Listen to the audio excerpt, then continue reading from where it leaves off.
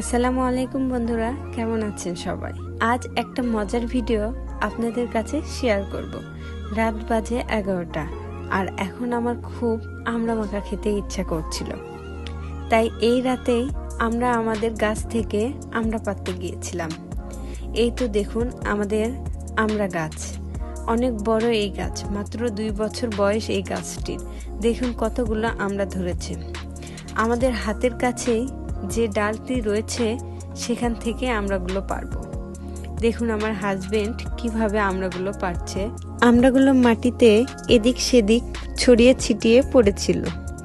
আমি সেগুলো একে একে কুড়িয়ে নিলাম এবং আশেপাশে খুঁজে দেখলাম আর আছে কিনা।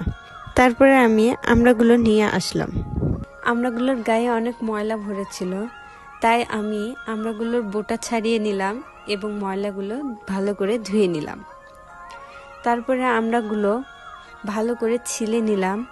ছিলে নেওয়ার পরে আমড়াগুলোর গায়ে পিচ্ছিল লাগছিল, তাই আবারও আমড়াগুলো ধুয়ে নিলাম। তারপরে আমি সবগুলো আমড়া পাতলা পাতলা করে কেটে নিলাম। আপনারা আপনাদের সুবিধার্থে কেটে নেবেন, আমার কাছে পাতলা পাতলা করেই ভালো লাগে।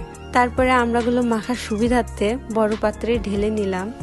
আমড়াগুলো মাখতে যে যে উপকরণগুলো লাগে সেগুলো হচ্ছে প্রথমে পরিমাণ মতো লবণ, শুকনো মরিচের গুঁড়া, খাঁটি সরিষার তেল আর মোস্ট ইম্পর্টেন্ট কাসুন্দি।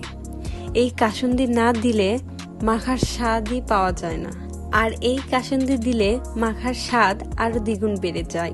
আপনাদের কাছে কেমন লাগে তা কমেন্ট করে জানাবেন। তারপরে ভালো করে হাত দিয়ে মেখে নিলাম। দেখতে কত লোভনীয় লাগছিল, যে দেখবে তার জিভে পানি চলে আসবে। আপনারাও ট্রাই করে দেখবেন মাখাটি খেতে কেমন লাগে। আজকের ভিডিও এই পর্যন্তই, দেখা হবে পরবর্তী কোনো নতুন ভিডিওতে। সবাই ভালো থাকবেন, আল্লাহ হাফেজ।